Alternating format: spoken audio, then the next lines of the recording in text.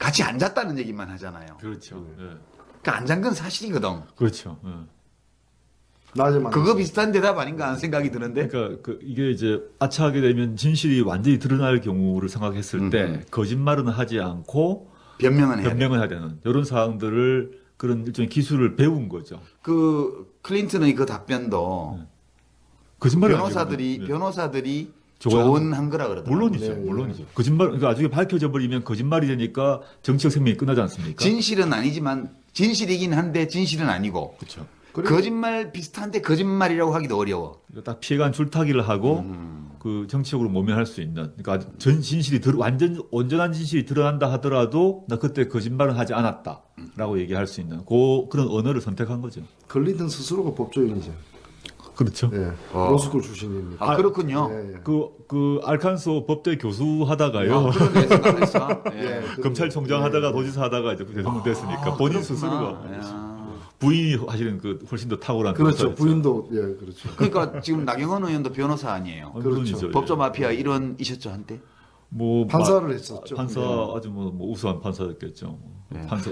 자, 그런데 예. 이게 보면 일반인들이 아니 그렇다면은 사표를 내야 될 사람은 그 청탁 혐의를 받고 있는 김지호 판사인데 그분은 가만히 있고 저는 또 대법원도 저는 또 유감인 게 이 정도 일이면은 그런 일을 했는지 안 했는지 조사로도 한번 해야 되는데 그런 거 신용도 안 하더라고요. 아니, 마피아들끼리는 그런 거 안 해요. 말로 안 된다고 저는 보는데 사실은 이제 그 아까 말씀드렸듯이 내부 규정이 있거든요. 윤리 규정이 있는데 그 규정 위반이기 때문에 그 규정 위반 자체에 대한 조사를 시작해야 됩니다. 일단 이미 사회적 이슈가 됐고 그다음에 아까 애둘러 말을 했지만 전화가 한 거는 분명한 사실이기 때문에 이걸 서면 조사든 또는 뭐 불러서 조사를 하든 조사를 해야 되는데 조사 자체가 안 되고 있다라는 점이 우리 대법원의 문제점인 것 같고 그다음에 검찰 입장에서 이제 박은정 검사 같은 경우는 이분이 예컨대 이제 박은정 검사의 친구인 백혜련 검사 같은 경우는 작정하고 나가겠다라고 해서 이제 치고 나간 거 아닙니까? 정치로 나온 그런 걸 안다면 발언을 할 때 이제 검찰 게시판에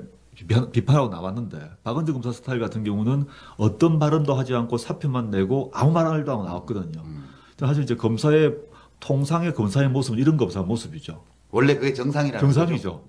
보통 제 말은 뭐냐 하면 이제 이 사람은 뭐 정치적 야심 있는 분도 아니고 그러니까 마피아가 아닌 검사, 모범적인 검사가 취할 수 있는 그런 행동, 마땅한 행동이라는 예. 거죠. 그래서 이거는 자기로서는 이제 이런 사태에 대해서 자기는 검사로서 직분을 다해 왔을 거 아닙니까? 네, 그렇죠. 특별히 나 출마하겠다 생각도 아닌 것이고, 근데 이건 이상하다 생각했겠죠. 전화가 자기 사건 처리를 하는데 전화 온 것에 대해서 이상하다 생각했을 것이고, 그것을 누구인가 뭐 친구도 누구에도 말을 했지 않겠습니까? 근데 이 문제에 대해서 이제 전체가 난리가 나니까 이 문제를 그럼 내가 그냥 물러나고 말겠다라고 처리를 해버린 것 같습니다. 이 사람이. 저는 안타깝다. 네.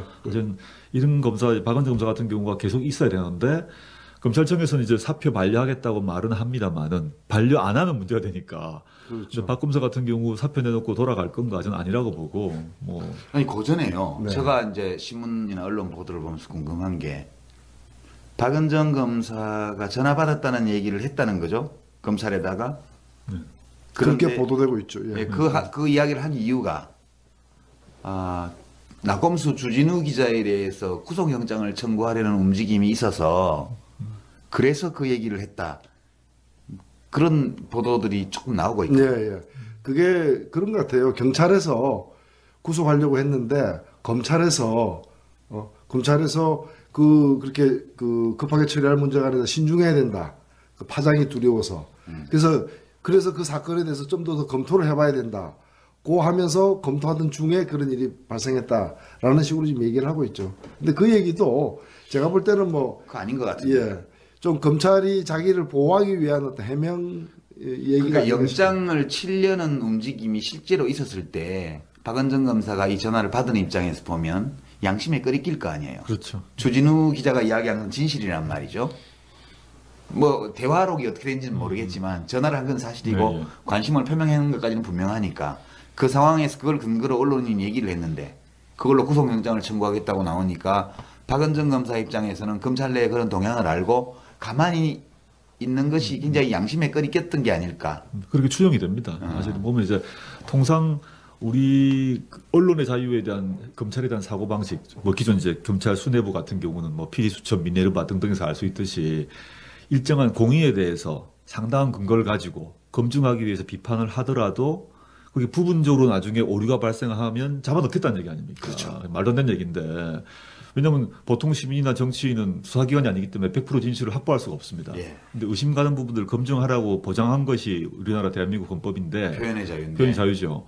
그래서 언론 자유는 게다가 더 많이 보장되는데 주진우라는 사람이 자신의 기자로서의 직업 정신을 최대한 발휘해 조사를 해봤더니 이러이러한 몇 가지 팩트가 있는 거죠. 그 팩트를 가지고 기사를 썼더니 이쪽에서는 그 기사 맞지만 아닌 게 있다라고 얘기하면서 감옥 넣으려고 하니까. 네, 일부 사실이 아닌 게 있다. 예, 그건 아닌 거거든요. 그건 어차피 뭐 대부분은 판례도 안 맞는 얘기인데. 근데 무슨 이유인지 모르지만 이제 이 사람을 구속하려는 위협들이 있었던 것이고 사실 주진우 기자는 검찰에 많이 찍혀 있습니다. 야, 엄청 찍혔죠. 온갖 사건으로 네. 개인별 소송도 당했고 민사소송, 형사소송 다 있기 때문에 그런 상황에서 실제 전화를 했는가 안 했는가를 아는 사람이 있었을 거 아니겠습니까? 그렇죠. 그 누군가 아는 사람은 전화한 사람과 받은 사람 둘밖에 없죠. 녹취록이 있다는 얘기도.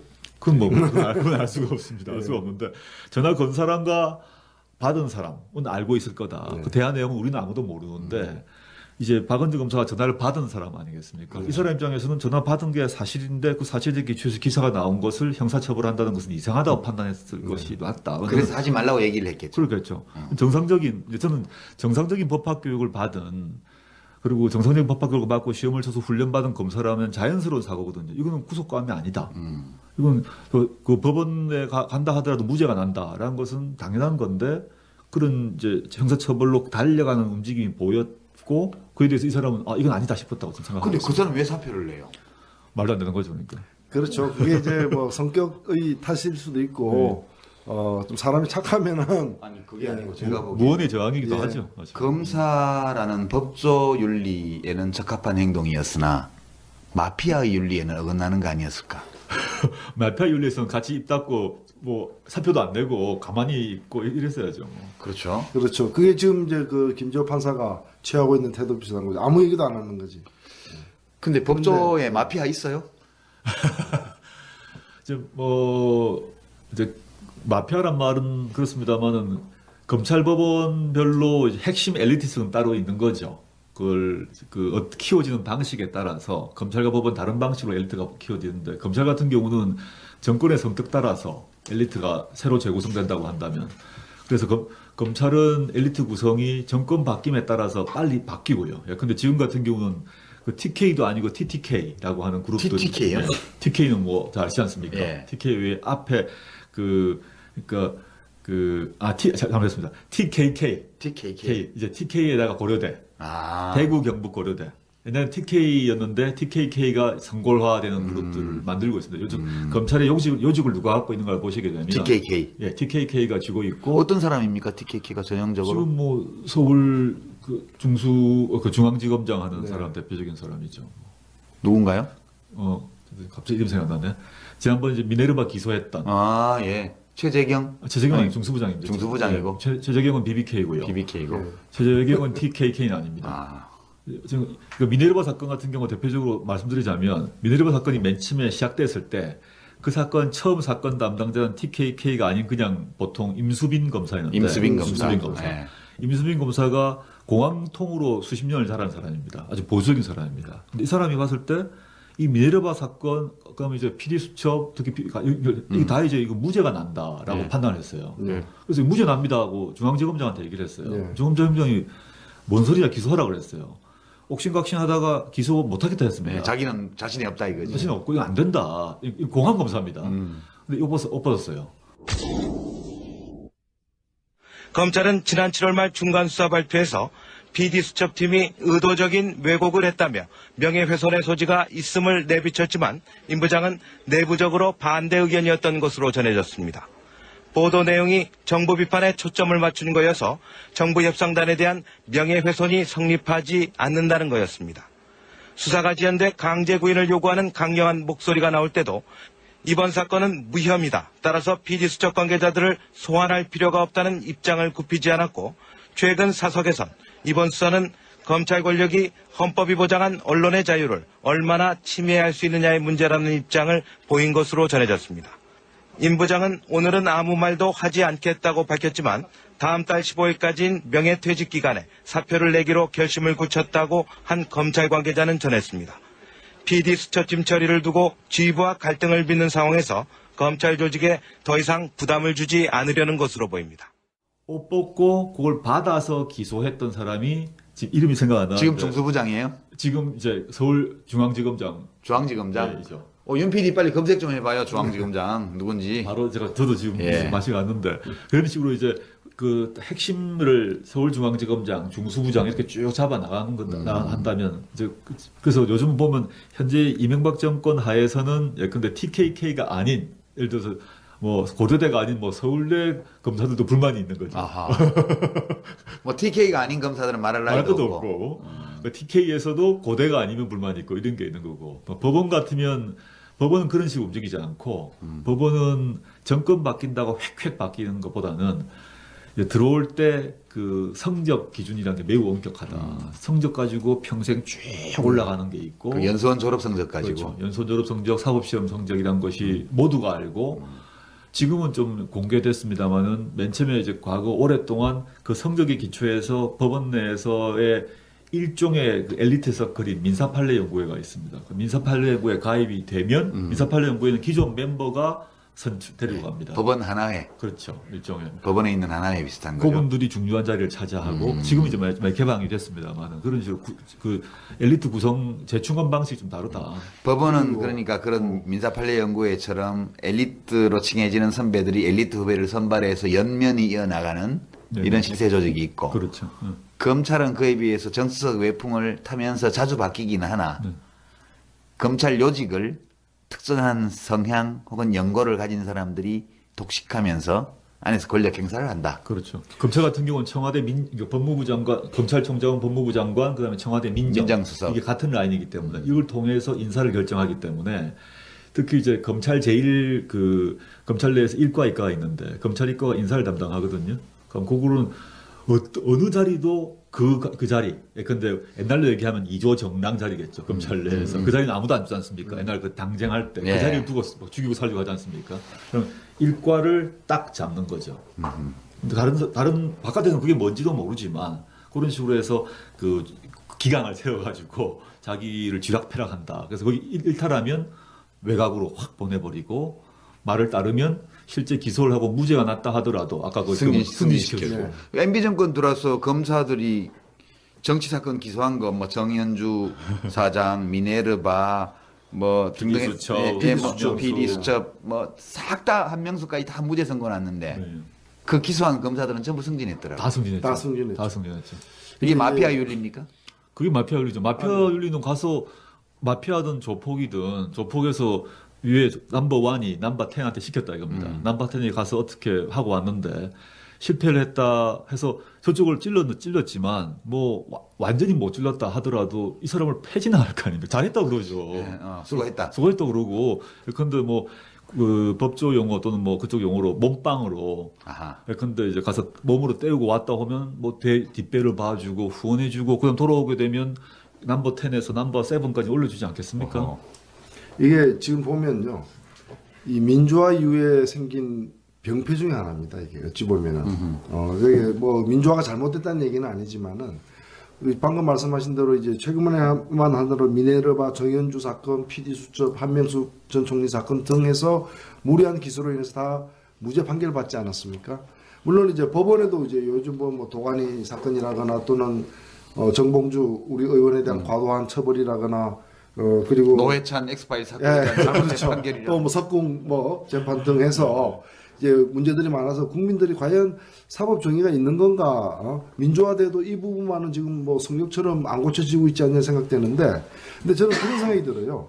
과거의 군사 독재 시절에는 사실 그때만 하더라도 안기부 때로는 보안사가 설치되지 않습니까? 중앙정보부. 예. 근데 이제 이 문민화되면서 민주화되면서 안기부나 보안사가 이게 부당하게 이런 민생이나 정치에 개입하는 거는 이제 근절됐단 말이에요, 사실은. 거기는 완전히 이제 음지에서 일하면서 양지를 지향하는 그렇죠. 그렇게 되면서 오히려 검찰이 때로는 정권이 많이 의존하기도 하고. 근데 이게 보면은 검찰이 항상 권력의 신여만은 아니에요. 필요에 따라서는 신여 역할을 자청하기도 하지만은 또 자기를 보호하기 위해서 또 자기 이익을 위해서는 권력에도 칼을 그냥 들이대는, 권력이 좀 약하거나 약점이 있을 때는 그렇게 하면서 결국에 자기 중심을 키워나가는 거예요. 자기 중심을. 저는 그래서 이제 검찰을 민주화 이전과 이후 달리 봐야 되는 게, 민주화 이전까지는 뭐 기억나시겠습니다만 관계기관 대체계가 항상 있지 않습니까? 그렇죠. 관계기관 대체계에 서열이 있습니다. 그는 즉 자석 서열부터 해서 모든 서열이 있는데 거기서는 항상 국정원 안기부가 검찰보다 위였습니다. 서열 관계가. 근데 관계기관 대체계라는 게 지금 이제 없습니다만 지금은 그 서열이 그것도 없어졌고 서열도 없어졌는데 지금은 검찰이 위에 섰거든요. 그러면서 그 전까지는 이제 권력, 정치 권력, 청와대와 안기부가 주도해 나간다면, 물론 뭐 보안사도 있습니다만은, 이제 그게 해체되고 난 뒤부터는 검찰은 정권으로부터도 해방된 권력이 됐고, 민주화됐다고 그러지만 선출되지 않은 권력이니까, 국민으로부터도 이제 그 통제가 없는 상태가 되면서 일종의 독자 정당 같은 움직임이 된 거죠. 그렇습니다.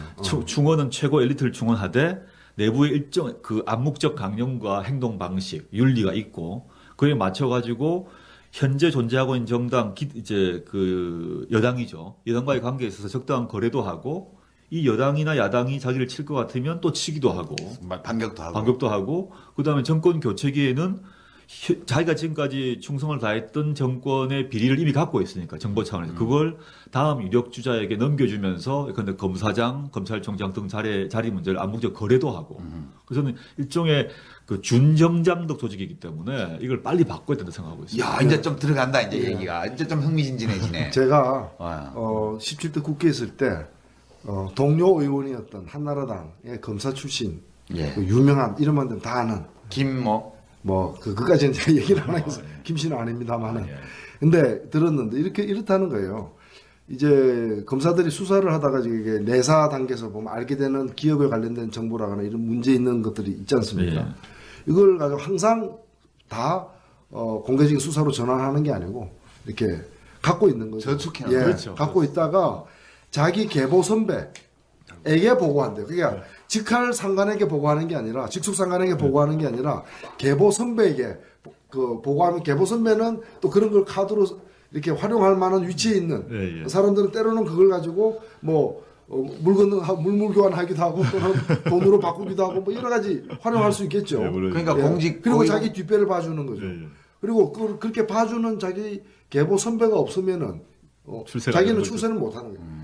이게 어디로 이제 자기 그 근무지를 갖다가 한다거나 승진이라거나 이런 데 있어서 그래서 보면 통상적으로 검찰이 이제 현재는 많이 늘어가 한 1,800여 명 됐는데 그 중에 한 20%가 이제 기획통, 특수통, 공안통 등 해서 엘리트 검사하고 80% 정도는 셀러리맨 검사. 노가다. 셀러리맨 검사. 도둑놈 잡아오고 뭐 강도 잡아오고 이런 거. 그러니까 검찰이라는 게 준사법기관으로 범죄 사실을 알게 되면 수사를 하든가 말든가 뭐 이게 혐의가 없으면 말든가 이래야 되는데 그걸 가지고 이런 자기 권력화, 자기 권력을 재생산하는 어떤 도구로 써먹는 거 아닙니까? 지금 말씀하신 것은 그 준정당 조직, 독자적인 준정당 조직이다. 그래서 정권마저도 적절하게 관계를 맺다가 때로는 이게 날카롭게 대립하다가 그 여러 가지 이제 죽은 권력 같으면 또 뒤에 목을 치든가 이렇게 된다는 거죠. 그러니까 원래 검찰 지금 검찰만 얘기를 하면 법원도 마찬가지입니다만 이제 헌법에 보장되어 있는 국민의 권리, 신속하게 재판을 받을 권리라든가 이런 것들을 보장하기 위해서 만들어진 조직들 아니겠어요? 국민의 인권을 보장하고 기본권을 실현하기 위해서 정의를 세우기 위해서 만들어진 조직인데 이 검찰 조직 같은 게 사회 정의를 세우고 국민의 인권을 지키는 것이 아니고 이 검사들의 권력을 극대화하는 것을 조직의 목표로 삼은 독립적 권력 조직이 되어버렸다. 그렇죠. 이게 마피아의 개념. 그런 거죠. 그러니까 지금 이게 지금 말씀하신 거 하나 더 추가하자면 우리가 검찰에 대해서 저는 이제 법을 하고 법과 제도를 하기 때문에 어느 정도의 모습인가를 하나의 예를 들어보겠습니다. 이제 장관 하시지 않습니까? 장관은 차관 몇 명이 있었습니까? 차관 하나 있었죠. 한 명 있지 않습니까? 그러니까 어느 장관이든 차관 한 명밖에 없습니다. 둘 있는 데가 4개 부처가 있고 복수차관. 맞습니다. 대부분 이제 한 명밖에 없는데 검찰이란 조직은 검찰총장 위에 법무부 장관 있지 않습니까? 근데 법무부 장관 장관인데 법무부 장관 밑에 검찰총장이 있는데 법무부 장관 밑에 법무부 차관이 있죠. 예. 검찰총장이 있습니다. 그런데 검사장이라는 게 있거든요. 예. 검사장이 지금 한 30몇 개 된 것 같은데 검사장이 모두 차관입니다. 예, 32명인가 그래. 32명. 차관급. 예. 차관급이죠. 예. 차관급이고 차관급이 되면 차가 나오거든요. 예. 그러면 지금은 근데 더 늘어가지고, 예, 예. 그러니까 그 검찰에 차관급 예우를 받는 사람. 또 생겼어요. 예, A 49명입니다. 49명. 예. 49명. 그러니까 다른 조직 그 전에 다 합쳐 경찰은 38 한 명이에요. 명입니다. 예. 경찰청장 한 명인데. 그러니까 그 조직이 얼마나 큰지 경찰청과 말할 것도 없고 통상의 행정부 조직보다 훨씬 차관급 대우를 받는 사람이 40명이 되니까 이거 정부죠 하나에. 엄청난 거죠. 근데 그들이 이제 이런 힘 자체를 갖고 있고 돈에 있어서나 뭐 예산이 얼마 많이 나오고 그랬습니까? 그거 외에 검찰이 이제 어떻게 하고 있나 하면 많은 청와대 입장에서는 검찰을 파견 받는다 생각하고 있지만 검찰에서는 자기가 청와대에 보내죠. 그러다가 다시 돌아오죠. 신정복귀하죠. 그렇죠. 또 국회에 항상 있지 않습니까? 국회 입법보좌관 그 정확한 직함 전문위원. 전문위원으로 가 있습니다. 그 다음에 국회가 있죠. 법무부가 있죠. 가 있으면서 거기 우리나라 주요 요직에 그 뭐 공정거래위도 가 있고요. 사실은 또 뭐 금융감독원도 가 있습니다. 우리 사회 중요한 의사결정 정보가 있는 쪽에서는 다 검찰 사람이 다 가 있습니다. 그러니까 항상 이게 보고가 일로 모여지죠. 검찰. 방송통신위원회도 가 물론 있습니다. 방통위도 예, 있습니다. 그러니까 모두 다 가 있다. 그러니까 이게 검찰 입장으로 봐서는 우리나라의 권력격에 모두 자신의 프랙션을 파견한 겁니다. 일단 모든 정보가 최고급 정보가 자기의 항상 세포를 심어놨다. 이거. 그런 거죠. 이렇게 보면 이제 물론 이제 민주주의 원리는 말도 안 되는 얘기인데 검찰 내부 아까 마피아 입장에서는 우리나라의 모든 고급 정보가 검찰에 다 몰리죠. 그걸 보고 각각이 어떤 일이 있는지를 다 알 수 있는 상황이다. 뭐 못하게 해야 되겠네. 그렇죠. 그 뭐 좀 작게 보면은 우리가 그 경찰청이 행정안전부의 외청이지 않습니까? 예, 예. 그러면 검찰청은 법무부의 외청이지 않습니까? 반대죠, 근데. 예. 그런데 법무부의 장관, 차관, 법무부 행정실장 등 요직 102명 중에 99명이 검찰 출신인 거예요. 검사죠, 근데, 조직 검사. 예. 근데 행안부 같은 경우에 그러면은 경찰 출신이 그게 반 이상이라도 가 있느냐? 안 그렇단 말이죠. 그러니까 법무부를 잡아먹고 있는 거죠, 사실은. 근데 이제 그게 법무부가 외국 같은 경우는 법무부에서 법무부 검찰국만 검찰이 와서 있고, 그렇죠. 검찰국 외에 인권과 뭐 교정, 그 다음에 그 출입국 관리 다 그냥 법무부 직원, 특히 이제 변호사가 와서 네. 그 앉아 있습니다. 검찰을 관리해야 되니까요. 법무부가 검찰을 통제하고 법무부 장관은 뭐 정치인이 된다거나 뭐 어떤 외부에서 오기 때문에. 근데 한국은 법무부 장관이 검찰총장 출신 선배 검찰총장이 와 있고 그러니까 이런 모습이 되다 보니까 검찰이 법무부를 장악하고 있고 근데 이 법무부 장악한다는 의미가 뭐냐 하면 이게 이제 그 의회 아까 국회의원 하셨습니다만 국회의원과도 직결되는 게 한국에서 행정부에 제출 법안 비율이 훨씬 높지 않습니까? 그렇죠. 국회의원들이 제출한 법안이 통과되는 비율보다 법무부가 법무부를 통해서 결국 정부 법안이 제출해야 되는데 이게 훨씬 많이 통과됩니다. 아니 의원 발의 법안도요 태반이 정부에서 준 거예요. 그렇죠. 일종의 청탁한 거 아니에요. 청부 입법. 예, 예. 예. 사실은 의원 발의도 실제 그렇기 때문에 의원 발의한 거를 형식적으로 인정한다 하더라도 정부 발의 법안이 훨씬 수가 많은데 그건 모두 법무부를 통과합니다. 그럼 이제 법무 즉 법제처도 있죠. 그러니까 네. 검찰이 법무부를 장악한다는 얘기는 국회에 법안 제출권도 사실 갖고 있다. 그렇죠. 그렇죠. 검찰이 갖고 있다는 것이고 네. 아까 노 대변인께서 말씀하셨습니다만 법사위는 검찰 사람들로 뭐 거의 꽉 차 있고 네. 국회의원이 제출한 법안이라 하더라도 검찰의 이익에 반하면 거기서 날아가죠. 그렇죠. 법사위 안에서 예. 중간 병목이 있기 때문에 그러니까 한편으로는 법안 제출을 하고 마음에 안 드는 법안은 법사위에서 자르고 그러니까 법사위에는 검찰 경력이 있는 사람 못 들어오게 해야 될 것 같아요. 저는 그렇게 보고 있습니다. 아까 그러니까 그 대표님 말씀하셨습니다만은 저는 검찰이 지금 각 쪽에 파견하고 있는 거를 다 자르고 예. 그 공정거래위다 하면 또 금융감독위원회 하면 거기서 독자적으로 변호사 법률 전문가 필요하면 그렇죠. 뽑아야 됩니다. 채용하면 되죠. 채용해야 됩니다. 그러니까 문어발식으로 검찰이 파견다가 있는 그 발을 다 잘라야 돼 전부 다. 그렇죠. 그 중에 하나가 사실은 국회이기도 합니다.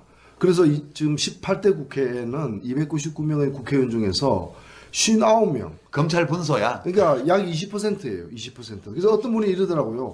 아니 우리 국민 중에 20%가 검찰이냐? 검찰 출신이냐? 아니 저뭐 법률가. 사법연수원 출신이냐? 그럼 그 차라리 우리나라 지금 그 사법연수원 출신 현재 뭐 생존해 있는 사람은 10,000여 명 정도 되지 않습니까? 그러니까 그건 1%만 하고 비정규직 40%니까 국회의원 40%를 비정규직 하는 게 맞다. 이제 상징적인 물론 얘기죠. 그런데 검찰이 이제 제가 그 국정감사를 다니다 보면 지방에 검찰청이 있으면은 그 지방 법원 건물이 똑같은 이제 모양으로 해가지고 바로 옆에 서 있는 경우들이 많습니다. 그렇죠. 법원하고 검찰청이. 예, 외국에는 이렇게 붙어 있는 예가 없다 그러더라고요. 예. 근데 우리는 붙어 있는데 더 재미있는 거는 자세히 보면은 검찰청 건물이 한 층 정도 높아. 내지 몇 메다 정도 더 높대요. 이게 설계 똑같이 해가지고 시공하는 단계에서 좀 더 높인대요.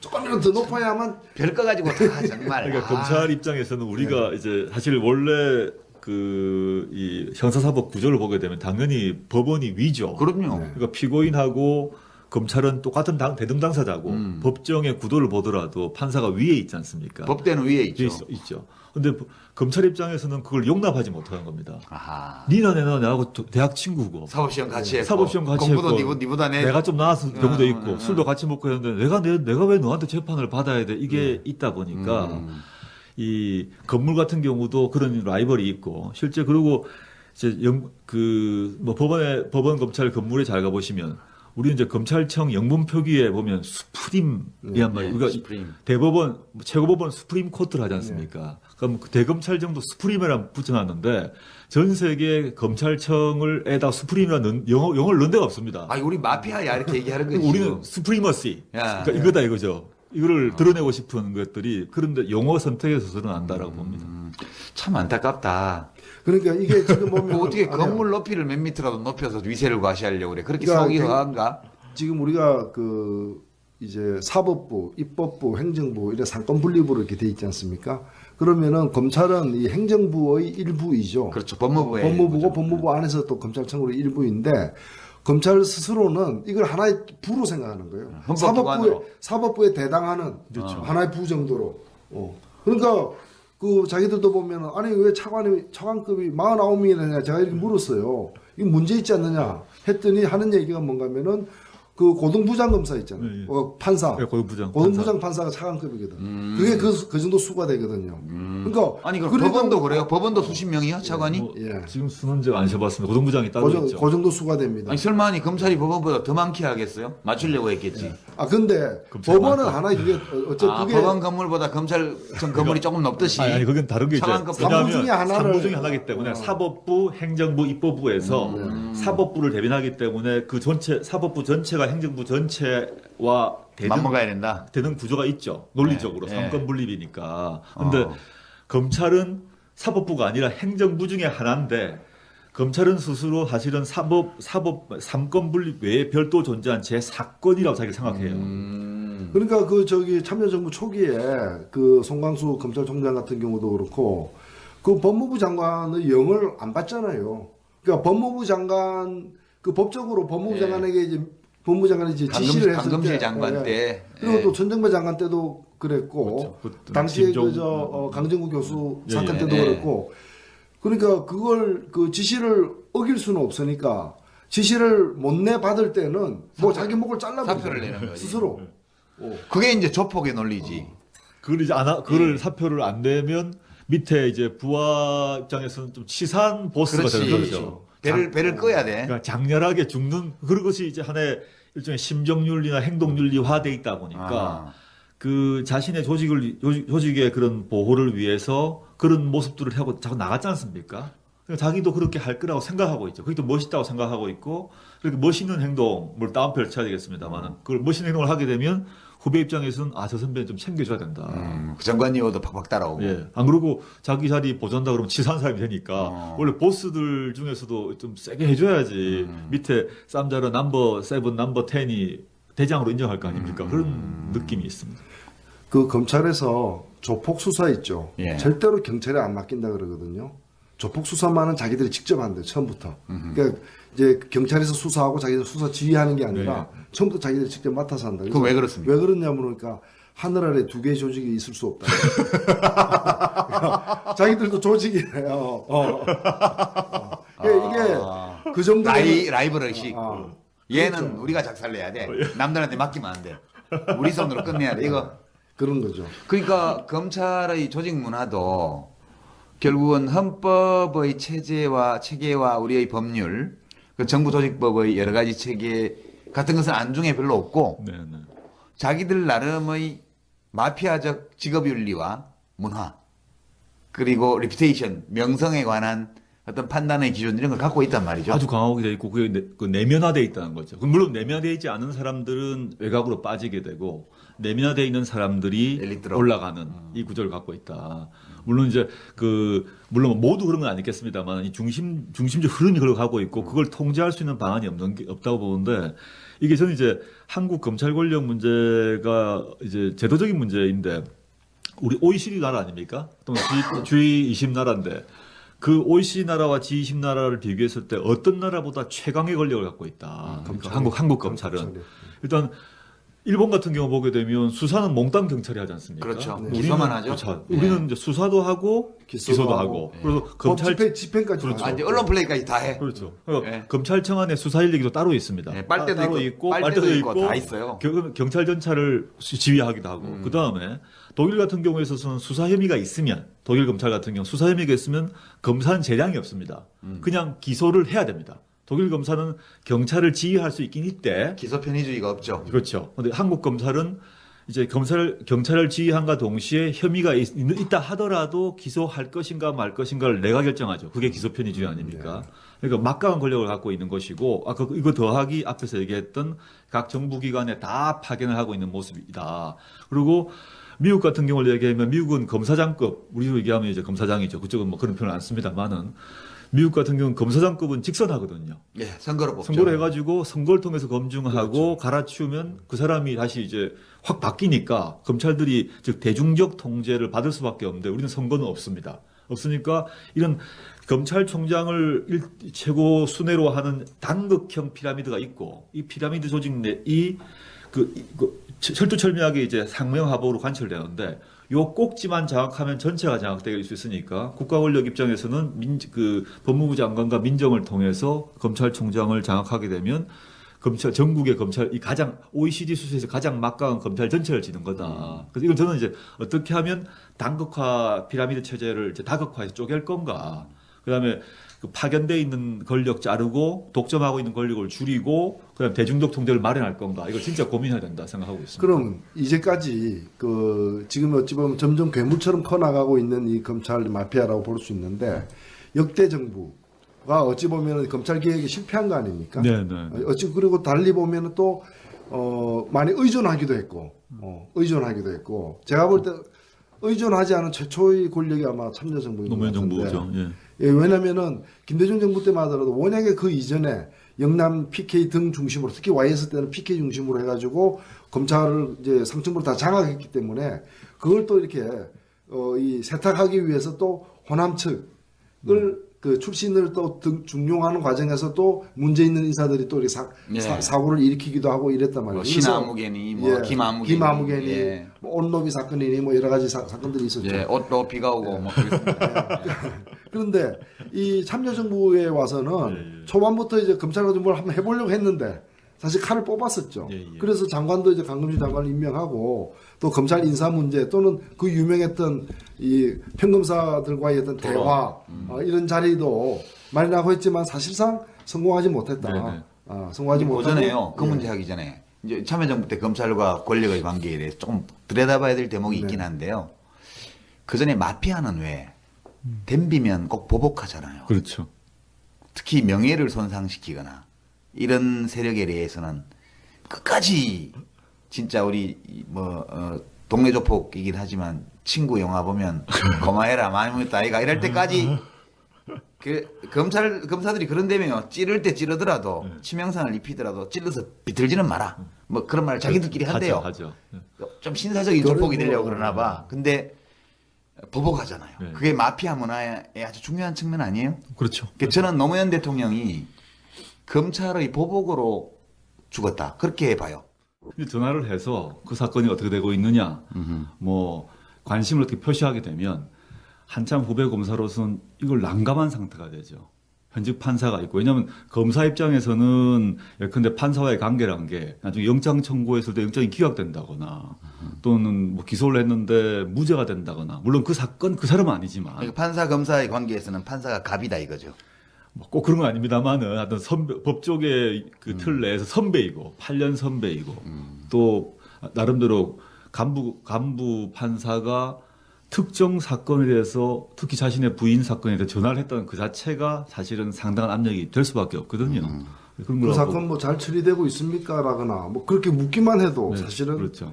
어떤 방식으로든 관심만 표명해도 상당한 거기서 이심전심으로 이제 압박을 느낄 수밖에 없는 거죠. 그게 뭐 녹취 내용이 없기 때문에 내용은 들어볼 수 없습니다만 이제 저는 그 법관 내부에 공직자 윤리 권고 규정이 있습니다. 보게 되면 판사는 오해가 살 만한 운동을 해서는 안 되는데 예컨대 동료 판사나 검사나 등등에게 이런 뭐 구체적인 청탁이건 아니건 그런 하지 말도록 되어 있어요. 그 내부 규칙 위반 사례가 좀 보고 있습니다. 했다는 것이 확인되는데 제가 나경원 의원의 기자회견을 보니까 청탁을 했느냐라고 물어보니까 단호하게 안 했다라고 하고요.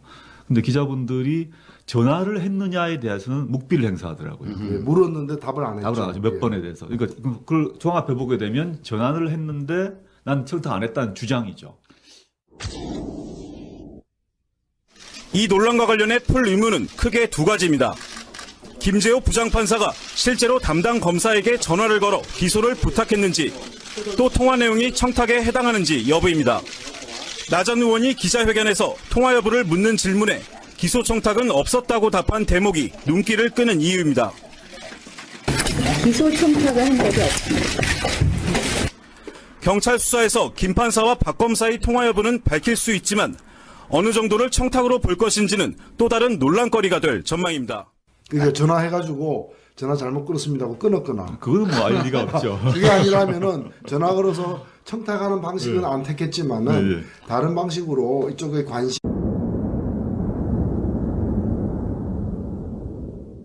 최근에 예. 박은정 검사라는 우리는 이름을 이번 기회에 처음 알게 됐습니다만은 제가 이름이 갑자기 생각 나경원 의원이라고 혹시 아십니까? 남호 의원. 예, 남호 의원 남편인 김재호 판사로부터 뭐 기소 청탁 전화를 이제 받았다고 이제 낙검수에서 아니 얘기하면서 청탁이 온갖 게 다 있기 마련이지만 누구를 기소해달라는 청탁도 있어요? 나경원 전 한나라당 서울시장 후보의 남편 김재호 판사가 지난 2005년 나 후보를 비방한 누리꾼을 기소해달라고 박 검사에게 청탁했다는 겁니다. 김재호 판사가 검사에게 이거죠, 기소해라. 그럼 내가 재판에서 알아서 해줄게. 그렇지. 이런 식으로 청탁했다. 그렇지. 낙검수는 작년 10월 기소 청탁 의혹을 제기한 시사인의 주진우 기자를 검찰이 구속하기로 하자 이를 부당하게 여긴 박 검사가 검찰에 이같이 밝혔다는 것입니다. 이게 이 사건이 보면은 말이 안 되는 사건이긴 한데 그 관선 변론이라는 게 있죠. 뭐 관선 변론 말보다 정확히 법조계 내부 용어로는 현관예우. 전관예우가 많이 알려져 있지 않습니까? 아하. 전관예우는 이제 나가서 옷 벗고 나간 사람에게 이제 예우를 해준다는 건데 현관은 실제 있는 사람에게 예우해준다는. 현직에 있는 사람. 판사이거나 검사이거나. 예, 내부 용어죠. 네. 현관예우의 하나의 그러니까 예라고 좀 보는데 이건 뭐 김재호 판사가 전화해서 기소하라라고 말을 안 했다고 봅니다. 네. 추측컨대 그냥 전화를 한 거죠. 아니 전화를 해서 무슨 얘기를 했어요? 그냥 전화를 해서 관심을 표명한 거죠. 기소하라 말아라의 말할 정도의 우매한 사람은 아니라고 보고 문제는 사법연수원 8년 이상의 선배가 전화를 해서 그 사건은 자신의 부인에 대한 사건이고 그 사건 어떻게 되고 있습니까? 그러니까 나경원 의원을 비난하는 어떤 글을 올린 네티즌을 나경원 의원이 고소 고발을 했죠. 그렇죠. 예, 예. 그런 대해서 그 사람에 대해서 기소를 하라 말아라고는 안 했을 거예요. 우리가 못 들어봤으니까 못 들어봤기 모르겠지만. 때문에 예. 그래서 그 사건에 대해서 좀 더 검토를 해봐야 된다. 고 하면서 검토하던 중에 그런 일이 발생했다라는 식으로 지금 얘기를 하고 있죠. 근데 그 얘기도 제가 볼 때는 뭐 그거 아닌 것 같은데. 예, 좀 검찰이 자기를 보호하기 위한 어떤 해명 얘기가 그러니까 영장을 치려는 움직임이 실제로 있었을 때 박은정 검사가 이 전화를 받은 입장에서 보면 양심에 끓이낄 거 아니에요. 그렇죠. 주진우 기자가 이야기한 건 진실이란 말이죠. 뭐 대화록이 어떻게 된지는 모르겠지만 전화를 한 건 사실이고 네, 예. 관심을 표명하는 것까지는 분명하니까 그 상황에서 그걸 근거로 언론인이 얘기를 했는데 그걸로 구속영장을 청구하겠다고 나오니까 박은정 검사 입장에서는 검찰 내에 그런 동향을 알고 가만히 있는 것이 굉장히 양심에 꺼리 꼈던 게 아닐까. 그렇게 추정이 됩니다. 사실 보면 이제 통상 우리 언론의 자유에 대한 검찰에 대한 사고 방식, 뭐 기존 이제 검찰 수뇌부 같은 경우는 뭐 PD 수첩, 미네르바 등등에서 알 수 있듯이 일정한 공의에 대해서 상당한 근거를 가지고 검증하기 위해서 비판을 하더라도 그게 부분적으로 나중에 오류가 발생하면 잡아넣겠다는 얘기 아닙니까? 그렇죠. 말도 안 되는 얘기인데. 왜냐하면 보통 시민이나 정치인은 수사기관이 아니기 때문에 100% 진실을 확보할 수가 없습니다. 예. 근데 의심 가는 부분들을 검증하라고 보장한 것이 우리나라 대한민국 헌법인데 표현의 자유인데. 표현의 자유죠. 그래서 언론 자유는 게다가 더 많이 보장되는데 주진우라는 사람이 자신의 기자로서의 직업 정신을 최대한 발휘해 조사를 해봤더니 이러이러한 몇 가지 팩트가 있는 거죠. 그 팩트를 가지고 기사를 썼더니 이쪽에서는 그 기사 맞지만 아닌 게 있다라고 얘기하면서 감옥 넣으려고 하니까 네, 일부 사실이 아닌 게 있다. 예, 그건 아닌 거거든요. 그건 어차피 뭐 대부분은 판례도 안 맞는 얘기인데, 근데 무슨 이유인지 모르지만 이제 이 사람을 구속하려는 위협들이 있었던 것이고, 사실 주진우 기자는 검찰에 많이 찍혀 있습니다. 엄청 찍혔죠. 온갖 사건으로 네. 개인별 소송도 당했고 민사소송, 형사소송 다 했기 때문에 그런 상황에서 실제 전화를 했는가 안 했는가를 아는 사람이 있었을 거 아니겠습니까? 그렇죠. 그 누군가 아는 사람은 전화 한 사람과 받은 사람 둘밖에 없죠. 녹취록이 있다는 얘기도. 그건 뭐 그건 알 수가 없습니다. 알 수가 없는데 전화 건 사람과 받은 사람은 알고 있을 거다. 네. 그 대화 내용은 우리는 아무도 모르는데 이제 박은정 검사가 전화를 받은 사람 아니겠습니까? 이 사람 입장에서는 전화 받은 게 사실인데 그 사실에 기초해서 기사가 나온 것을 형사처벌한다는 것은 이상하다고 판단했을 것이 맞다. 그래서 하지 말라고 얘기를 했겠죠. 힘이 있음을 네. 알려줄 가능성이 크죠. 근데 법조 마피아들의 언어는 좀 특이한 것 같아요.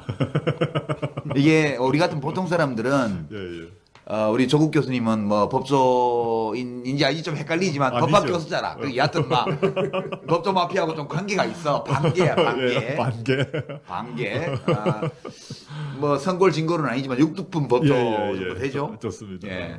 근데 우리처럼 육두품도 못 되는 뭐 어디 잡혀갈 때만 법조의 관계를 맺는 이런 사람들 경우에는 묘하더라고. 내가 예전에 그 클린턴 이 루인스키 사건 때 말한 걸 보면 같이 앉았다는 얘기만 하잖아요. 그렇죠. 예.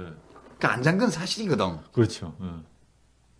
낮에만 그거 비슷한 대답 아닌가 하는 생각이 드는데. 그러니까 이게 이제 아차하게 되면 진실이 완전히 드러날 경우를 생각했을 때 거짓말은 하지 않고 변명은 해야 돼. 변명을 해야 되는 이런 사항들을 그런 일종의 기술을 배운 거죠. 그 클린턴의 그 답변도 거짓말이 변호사들이 좋아요. 조언한 거라 그러더라고요. 물론이죠. 물론이죠. 거짓말, 그러니까 나중에 밝혀져 버리면 거짓말이 되니까 정치적 생명이 끝나지 않습니까? 진실은 아니지만 진실이긴 한데 진실은 아니고. 그렇죠. 거짓말 비슷한데 거짓말이라고 하기도 어려워. 딱 피해간 줄타기를 하고 그 정치적으로 모면할 수 있는. 그러니까 전 진실이 온전한 진실이 드러난다 하더라도 나 그때 거짓말은 하지 않았다라고 얘기할 수 있는 그런 언어를 선택한 거죠. 클린턴 스스로가 법조인이죠. 그렇죠. 예. 로스쿨 출신입니다. 그렇군요. 예, 예. 그 알칸소 법대 교수 하다가요. 그런 데 생각했어. 예. 검찰총장 하다가 도지사 하다가 이제 대통령 됐으니까 본인 스스로가 부인이 하시는 그 훨씬 더 탁월한 그렇죠. 변호사였죠. 부인도 예, 그렇죠. 그러니까 지금 나경원 의원도 변호사 아니에요. 물론이죠. 법조 예. 마피아 일원이셨죠 한때. 뭐 판사를 했었죠. 판사 예. 아주 뭐 우수한 판사였겠죠. 판사. 자, 그런데 예. 이게 보면 일반인들이 아니 그렇다면은 사표를 내야 될 사람은 그 청탁 혐의를 받고 있는 김지호 판사인데 그분은 가만히 있고 저는 또 대법원도 저는 또 유감인 게 이 정도 일이면은 그런 일을 했는지 안 했는지 조사로도 한번 해야 되는데 그런 거 신용도 안 하더라고요. 아니, 마피아들끼리는 그런 거 안 해요. 말도 안 된다고 저는 보는데 사실은 이제 그 아까 말씀드렸듯이 내부 규정이 있거든요. 윤리 규정이 있는데 그 규정 위반이기 때문에 그 규정 위반 자체에 대한 조사를 시작해야 됩니다. 일단 이미 사회적 이슈가 됐고 그다음에 아까 애둘러 말을 했지만 전화가 한 거는 분명한 사실이기 때문에 이걸 서면 조사든 또는 뭐 불러서 조사를 하든 조사를 해야 되는데 조사 자체가 안 되고 있다라는 점이 우리 대법원의 문제점인 것 같고 그다음에 검찰 입장에서 이제 박은정 검사 같은 경우는 이분이 예컨대 이제 박은정 검사의 친구인 백혜련 검사 같은 경우는 작정하고 나가겠다라고 해서 이제 치고 나간 거 아닙니까? 정치로 나온 그런 걸 안다면 발언을 할 때 이제 검찰 게시판에 비판하고 나왔는데 박은재 검사 스타일 같은 경우는 어떤 발언도 하지 않고 사표만 내고 아무 말도 하고 나왔거든요. 사실 이제 검사의 통상의 검사의 모습은 이런 검사 모습이죠. 원래 그게 정상이라는 정상이죠. 보통 제 말은 뭐냐 하면 이제 이 사람은 뭐 정치적 야심 있는 분도 아니고 그러니까 마피아가 아닌 검사, 모범적인 검사가 취할 수 있는 그런 행동, 마땅한 행동이라는 예. 거죠. 그래서 이거는 자기로서는 이제 이런 사태에 대해서 자기는 검사로서 직분을 다해 왔을 거 아닙니까? 네, 그렇죠. 특별히 나 출마하겠다 생각도 아닌 것이고, 근데 이건 이상하다 생각했겠죠. 전화가 자기 사건 처리를 하는데 전화 온 것에 대해서 이상하다 생각했을 것이고, 그것을 누구인가 뭐 친구도 누구에도 말을 했지 않겠습니까? 근데 이 문제에 대해서 이제 전체가 난리가 나니까 이 문제를 그럼 내가 그냥 물러나고 말겠다라고 처리를 해버린 것 같습니다. 이 사람이. 저는 안타깝다. 네. 저는 이런 검사, 박은재 검사 같은 경우가 계속 있어야 되는데 검찰청에서는 이제 사표 반려하겠다고 말은 합니다만은 반려 안 하면 문제가 되니까. 그렇죠. 박 검사 같은 경우 사표 내놓고 돌아갈 건가 저는 아니라고 보고 그 거다. 네. 그 대화 내용은 우리는 아무도 모르는데 이제 박은재 검사가 전화를 받은 사람 아니겠습니까? 이 사람 입장에서는 전화 받은 게 사실인데 그 사실에 기초해서 기사가 나온 것을 형사처벌한다는 것은 이상하다고 판단했을 것이 맞다. 그래서 하지 말라고 얘기를 했겠죠. 그렇겠죠. 정상적인, 저는 정상적인 법학 교육을 받은 그리고 정상적인 법학 교육을 받고 시험을 쳐서 훈련받은 검사라면 자연스러운 사고거든요. 이거는 구속감이 아니다. 이건 그 법원에 간다 하더라도 무죄가 난다라는 것은 당연한 건데 그런 이제 형사처벌로 달려가는 움직임이 보였고 그에 대해서 이 사람은 이건 아니다 싶었다고 저는 생각합니다. 근데 그 사람 왜 사표를 내요? 말도 안 되는 거죠, 그러니까. 그렇죠. 그게 이제 뭐 성격의 탓일 수도 있고, 좀 사람이 착하면은. 아니, 그게 아니고 제가 보기에 무언의 저항이기도 예. 하죠. 맞아요. 검사라는 법조 윤리에는 적합한 행동이었으나 마피아의 윤리에는 어긋나는 거 아니었을까? 마피아 윤리에서는 같이 입 닫고 뭐 사표도 안 내고 가만히 있고 이랬어야죠. 뭐. 그렇죠. 그렇죠. 그게 지금 이제 그 김재호 판사가 취하고 있는 태도 비슷한 거죠. 아무 얘기도 안 하는 거지. 근데 법조에 마피아 있어요? 이제 뭐 이제 마피아란 말은 그렇습니다만은 검찰 법원별로 핵심 엘리트층은 따로 있는 거죠. 그걸 키워지는 방식에 따라서 검찰과 법원 다른 방식으로 엘리트가 키워지는데 검찰 같은 경우는 정권의 성격 따라서 엘리트가 새로 재구성된다고 한다면 그래서 검찰은 엘리트 구성이 정권 바뀜에 따라서 빨리 바뀌고요. 근데 지금 같은 경우는 그 TK도 아니고 TTK라고 하는 그룹도 TTK요? TK는 뭐 잘 아시지 않습니까? 예. TK 외에 앞에 잘못했습니다. TKK. TKK. 이제 TK에다가 고려대. 아. 대구 경북 고려대. 옛날에 TK였는데 TKK가 성골화되는 그룹들을 만들고 있습니다. 요즘 검찰의 요직을 누가 갖고 있는 걸 보시게 되면 TKK. 예, TKK가 쥐고 있고 어떤 사람입니까? TKK가 전형적으로? 지금 뭐 서울 중앙지검장 하는 사람 대표적인 사람이죠. 누군가요? 갑자기 이름 생각나네. 지난번 이제 미네르바 기소했던 아, 예. 최재경? 최재경은 중수부장입니다. 중수부장이고. 최재경은 BBK고요. BBK고. 최재경은 TKK는 아닙니다. 아. 지금 그 미네르바 사건 같은 경우 대표적으로 말씀드리자면 미네르바 사건이 맨 처음에 시작됐을 때 그 사건 처음 사건 담당자는 TKK가 아닌 그냥 보통 임수빈 검사였는데 임수빈 검사. 네. 임수빈 검사가 공항통으로 수십 년을 자란 사람입니다. 아주 보수적인 사람입니다. 근데 이 사람이 봤을 때 이 미네르바 사건, 그다음에 이제 PD 수첩, 특히 이게 다 이제 이거 무죄가 난다라고 판단을 했어요. 그래서 무죄 납니다 하고 중앙지검장한테 얘기를 했어요. 중앙지검장이 뭔 소리야 기소하라 그랬어요. 옥신각신하다가 기소 못하겠다 했습니다. 네, 자기는 자신이 없다 이거지. 자신이 없고 이거 안 된다. 이거 공항 검사입니다. 근데 엎어졌어요. 검찰은 지난 7월 말 중간수사 발표에서 PD수첩팀이 의도적인 왜곡을 했다며 명예훼손의 소지가 있음을 내비쳤지만 임 부장은 내부적으로 반대 의견이었던 것으로 전해졌습니다. 보도 내용이 정부 비판에 초점을 맞춘 거여서 정부 협상단에 대한 명예훼손이 성립하지 않는다는 거였습니다. 수사가 지연돼 강제 구인을 요구하는 강력한 목소리가 나올 때도 이번 사건은 무혐의다. 따라서 PD수첩 관계자들을 소환할 필요가 없다는 입장을 굽히지 않았고 최근 사석에선 이번 수사는 검찰 권력이 헌법이 보장한 언론의 자유를 얼마나 침해할 수 있느냐의 문제라는 입장을 보인 것으로 전해졌습니다. 임 부장은 오늘은 아무 말도 하지 않겠다고 밝혔지만 다음 달 원래 그게 정상이라는 정상이죠. 보통 제 말은 뭐냐 하면 이제 이 사람은 뭐 정치적 야심 있는 분도 아니고 그러니까 마피아가 아닌 검사, 모범적인 검사가 취할 수 있는 그런 행동, 마땅한 행동이라는 예. 거죠. 그래서 이거는 자기로서는 이제 이런 사태에 대해서 자기는 검사로서 직분을 다해 왔을 거 아닙니까? 네, 그렇죠. 특별히 나 출마하겠다 생각도 아닌 것이고, 근데 이건 이상하다 생각했겠죠. 전화가 자기 사건 처리를 하는데 전화 온 것에 대해서 이상하다 생각을 했을 것이고, 그것을 누구인가 뭐 친구도 누구에도 말을 했지 않겠습니까? 근데 이 문제에 대해서 이제 전체가 난리가 나니까 이 문제를 그럼 내가 그냥 물러나고 말겠다라고 처리를 해버린 것 같습니다. 이 사람이. 저는 안타깝다. 네.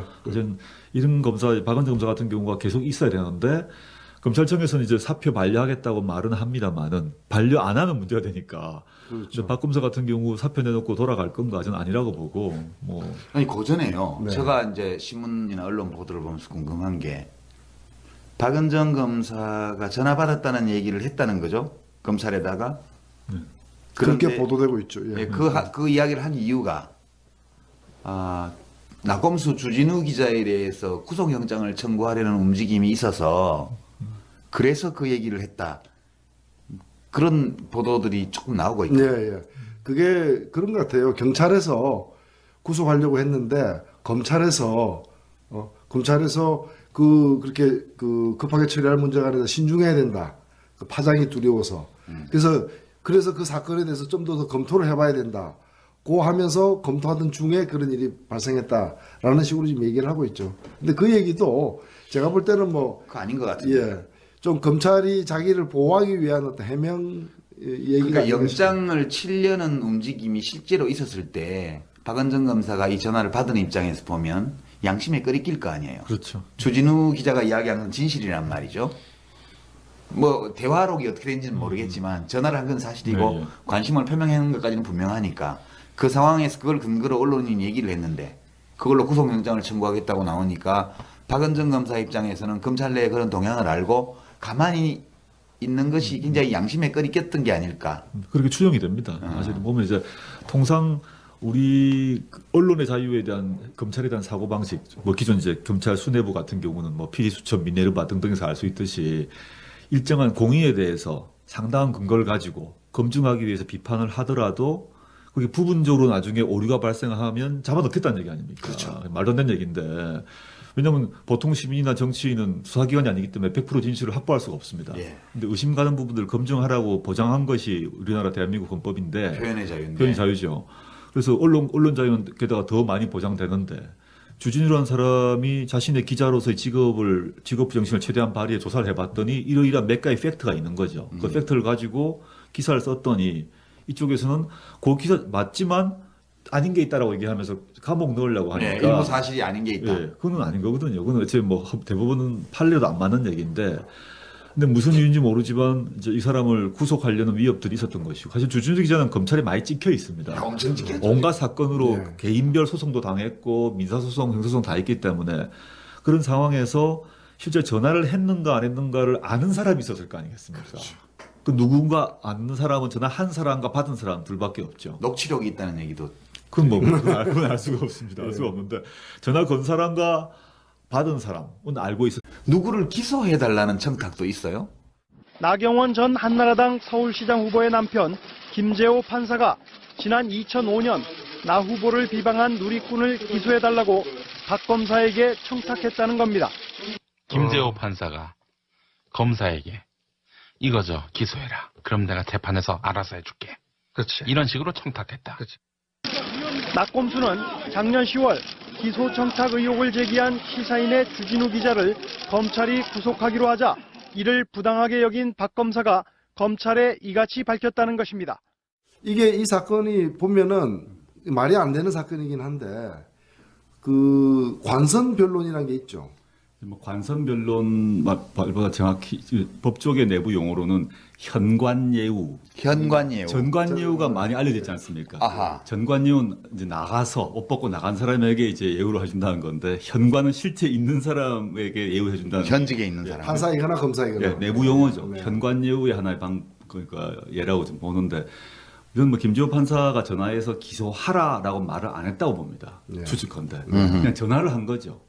아니 전화를 해서 무슨 얘기를 했을까요? 그냥 전화를 해서 관심을 표명한 거죠. 기소하라 말아라 말할 정도의 우매한 사람은 아니라고 보고, 문제는 사법연수원 8년 이상의 선배가 전화를 해서 그 사건은 자신의 부인에 대한 사건이고, 그 사건 어떻게 되고 있습니까? 그러니까 나경원 의원을 비난하는 어떤 글을 올린 네티즌을 나경원 의원이 고소 고발을 했죠. 그렇죠. 예, 예.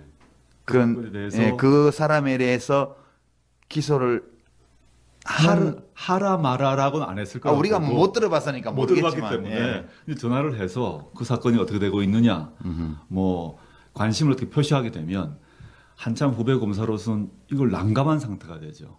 현직 판사가 있고, 왜냐하면 검사 입장에서는 예컨대 판사와의 관계란 게 나중에 영장 청구했을 때 영장이 기각된다거나 또는 뭐 기소를 했는데 무죄가 된다거나, 물론 그 사건 그 사람은 아니지만 그러니까 판사 검사의 관계에서는 판사가 갑이다 이거죠.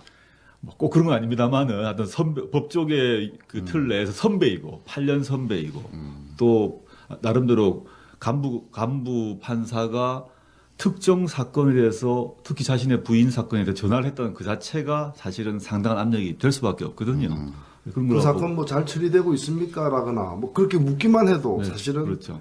어떤 방식으로든 관심만 표명해도 상당한 거기서 이심전심으로 이제 압박을 느낄 수밖에 없는 거죠. 그게 뭐 녹취 내용이 없기 때문에 영은 들어볼 수 없습니다만, 이제 저는 그 법관 내부에 공직자 윤리 권고 규정이 있습니다. 보게 되면 판사는 오해가 살만한 운동을 해서는 안 되는데, 예컨대 동료 판사나 검사나 등등에게 이런 뭐 구체적인 청탁이건 아니건 그런 하지 말도록 되어 있어요. 그 내부 규칙 위반 사례가 좀 보고 있습니다. 했다는 것이 확인되는데, 제가 나경원 의원의 기자회견을 보니까 청탁을 했느냐라고 물어보니까 단호하게 안 했다라고 하고요.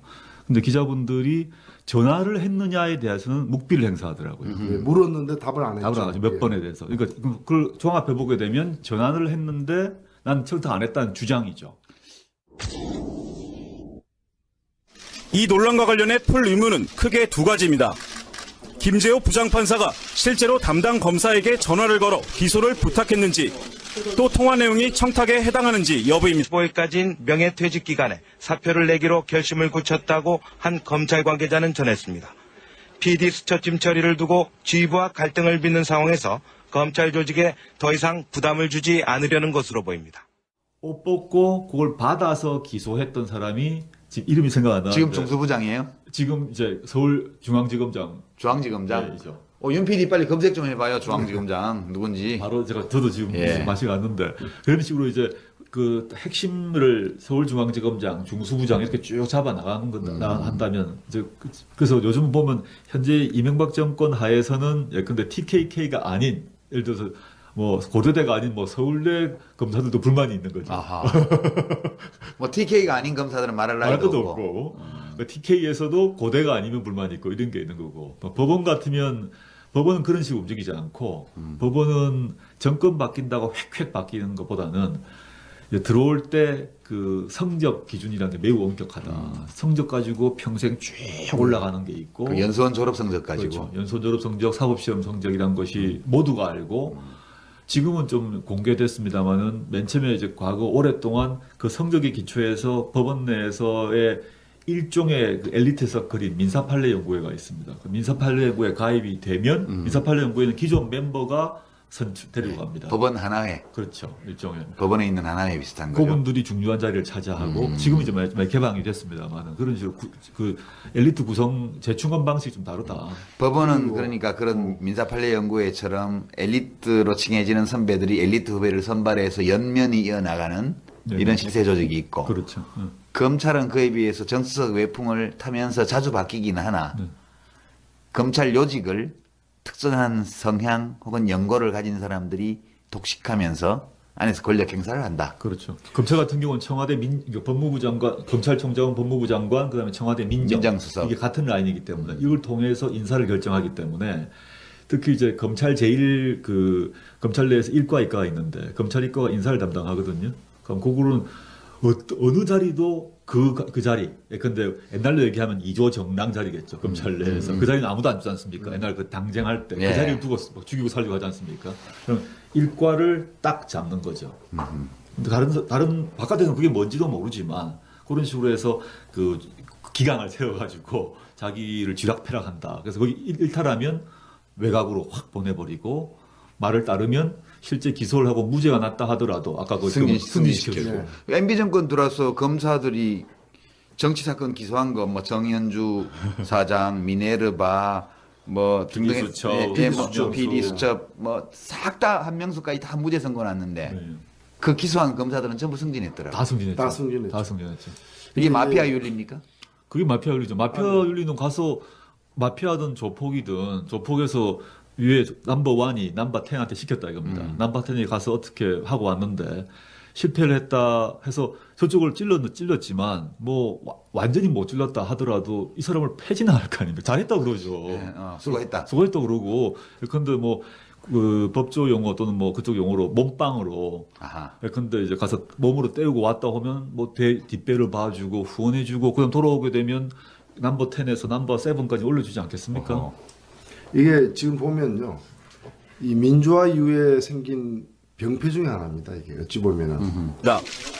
나전 의원이 기자회견에서 통화 여부를 묻는 질문에 기소 청탁은 없었다고 답한 대목이 눈길을 끄는 이유입니다. 기소 청탁을 한 적이 없습니다. 경찰 수사에서 김 판사와 박 검사의 통화 여부는 밝힐 수 있지만 어느 정도를 청탁으로 볼 것인지는 또 다른 논란거리가 될 전망입니다.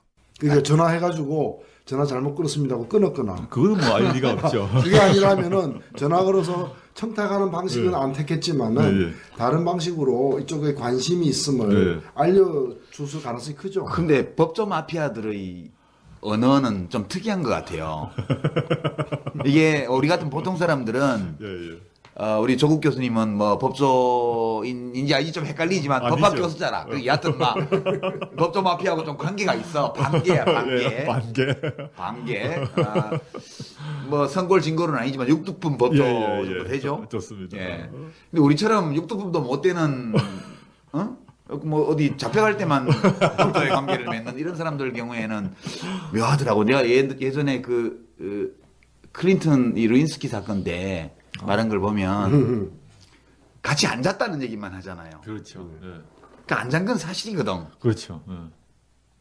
낮에만 그거 비슷한 대답 아닌가 하는 생각이 드는데. 그러니까 이게 이제 아차하게 되면 진실이 완전히 드러날 경우를 생각했을 때 거짓말은 하지 않고 변명은 해야 돼. 해야 되는 이런 사항들을 그런 일종의 기술을 배운 거죠. 그 클린턴의 그 답변도 거짓말을 변호사들이 조언한 거라 그러더라고요. 물론이죠. 물론이죠. 거짓말, 그러니까 나중에 밝혀져 버리면 거짓말이 되니까 정치적 생명이 끝나지 않습니까? 진실은 아니지만 진실이긴 한데 진실은 아니고. 그렇죠. 거짓말 비슷한데 거짓말이라고 하기도 어려워. 그러니까 딱 피해간 줄타기를 하고 그 정치적으로 모면할 수 있는. 그러니까 전 진실이 온전한 진실이 드러난다 하더라도 나 그때 거짓말은 하지 않았다라고 얘기할 수 있는 그런 언어를 선택한 거죠. 클린턴 스스로가 법조인이죠.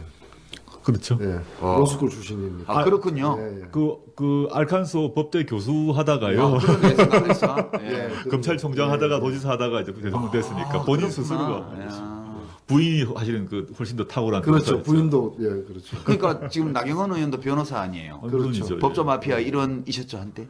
뭐 판사를 했었죠. 판사 아주 뭐 우수한 판사였겠죠. 판사. 자, 그런데 예. 이게 보면 일반인들이 아니 그렇다면은 사표를 내야 될 사람은 그 청탁 혐의를 받고 있는 김재호 판사인데 그분은 가만히 있고 저는 또 대법원도 저는 또 유감인 게 이 정도 일이면은 그런 일을 했는지 안 했는지 조사로도 한번 해야 되는데 그런 거 신용도 안 하더라고요. 아니, 마피아들끼리는 그런 거 안 해요. 말로 안 된다고 저는 보는데 사실은 이제 그 아까 말씀드렸듯이 내부 규정이 있거든요. 윤리 규정이 있는데 그 규정 위반이기 때문에 그 규정 위반 자체에 대한 조사를 시작해야 됩니다. 일단 이미 사회적 이슈가 됐고 그다음에 아까 애둘러 말을 했지만 전화가 한 것은 분명한 사실이기 때문에 이걸 서면 조사든 또는 뭐 불러서 조사를 하든 조사를 해야 되는데 조사 자체가 안 되고 있다라는 점이 우리 대법원의 문제점인 것 같고 그다음에 검찰 입장에서 이제 박은정 검사 같은 경우는 이분이 근데 이제 박은정 검사의 친구인 백혜련 검사 같은 경우는 작정하고 나가겠다라고 해서 이제 치고 나간 거 아닙니까? 정치로 나온 경우를 한다면 발언을 할 때 이제 검찰 게시판에 비판하고 나왔는데 박은정 검사 스타일 같은 경우는 어떤 발언도 하지 않고 사표만 내고 아무 말도 하고 나왔거든요. 사실 이제 검사의 통상의 검사의 모습은 이런 검사 모습이죠.